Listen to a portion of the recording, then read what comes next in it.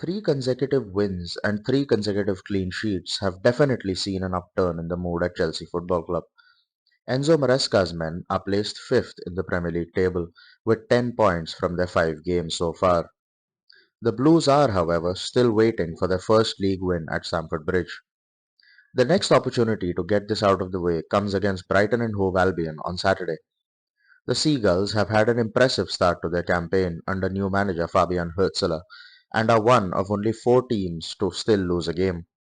After beginning the season with wins against Everton and Manchester United, Brighton are on a run of 3 successive draws, seeing them 1 point and 2 places below Chelsea going into this match.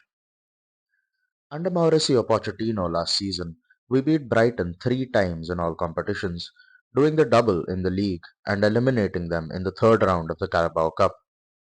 In the corresponding fixture at Stamford Bridge in December, Chelsea played the whole of the second half with 10 men, after Conor Gallagher was dismissed just before the break. Despite this, we ran out 3-2 winners, with Enzo Fernandez netting a brace and Levi Colwill scoring his first goal for the club against the team he spent on loan at in the previous year. Maresca confirmed in his pre-match press conference that Romeo Lavia is available for selection once again, but it is unlikely that the midfielder will play from the start ahead of an in-form Moises Caicedo. Captain Reece James, therefore, is the only individual out injured for this game on our side. Malo Gusto played 45 minutes in the 5-0 win in midweek over League Two side Barrow in the Carabao Cup and should return to the starting lineup on Saturday after missing the last 2 league games. Tosin Adarabioyo looked formidable alongside Colwill in the 3-0 victory at West Ham United last weekend, but it remains to be seen whether he displaces Wesley Fofana at the heart of the defence.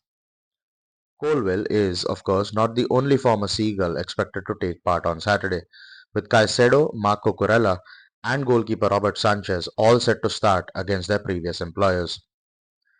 There were several impressive performances against Barrow from the likes of Christopher Nkunku, Joao Felix, Mikhailo Mudryk, and Pedro Neto. Such is the depth, quality, and form of the squad at the moment, though, that it is likely that none of these individuals will start on Saturday. Nkunku scored his first hat-trick for the club in that game, but Nicholas Jackson, who had one of his best games in a Chelsea shirt last Saturday at the London Stadium with 2 goals and an assist, is expected to continue to lead the line. Brighton have a lot more injury issues in comparison. Most notably, Joao Pedro will miss the trip to Stamford Bridge after an ankle injury sustained against Nottingham Forest last weekend. In the aftermath of that incident, the perpetrator, Morgan Gibbs-White, was shown a second yellow card, while both managers, Hurtzler and Nuno Espirito Santo, were also sent off. The Brighton boss, though, has escaped any further punishment and will be on the touchline on Saturday. Pedro's absence could see a start for the club's record signing, Jorginho Rutter, who arrived from Leeds United in the summer for £40 million. The Frenchman, though, has yet to prove himself to be prolific in front of goal, with his 8 league goals scored for Bundesliga side Hoffenheim in the 21-22 season being a career high so far. Hurtzler's side have played with an adventurously high defensive line, looking to constrict the pitch as much as possible while defending.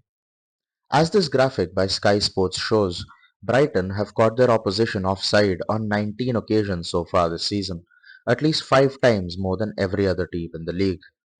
The Seagulls look to counter-press in numbers when they lose the ball, and their technical quality is unquestionable. We can see this here in the second half statistics from their game against Arsenal at the Emirates earlier on in the season. Following Declan Rice's red card, the visitors on the day dominated possession, had 19 shots and over 3 times the number of passes that the Gunners did.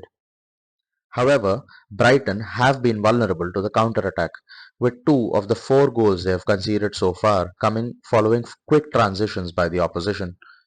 Amad Diallo netted on the break for Man United at the Amex Stadium, as did Roman Sosa for Forest last weekend. An open and expansive game could suit Chelsea, who have proved lethal on the counter-attack on more than one occasion this season. With Brighton's high line, the pace of Jackson and Noni Madueke will almost definitely come into play.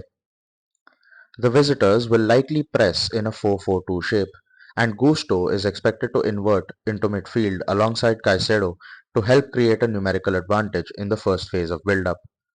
With Pascal Gross and Billy Gilmour leaving the club in the summer, the relatively inexperienced midfield duo of 20-year-old Carlos Baliba and Jack Hinchelwood, 19, is something we should definitely look to take advantage of.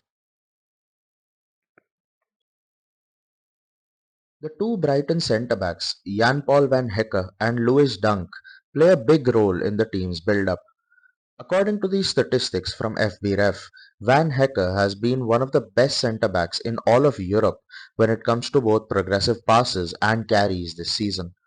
On the other hand, while slightly less conservative, skipper Dunk has attempted over 100 passes per game so far, with an accuracy of 92.1%. The two fullbacks, Joel Veltman and Pervis Estupiñán, are never shy of bombing forward to support the attack. And with Maresca setting up to defend man for man all across the pitch, Jadon Sancho and Madueke will need to remain disciplined in tracking back whenever required.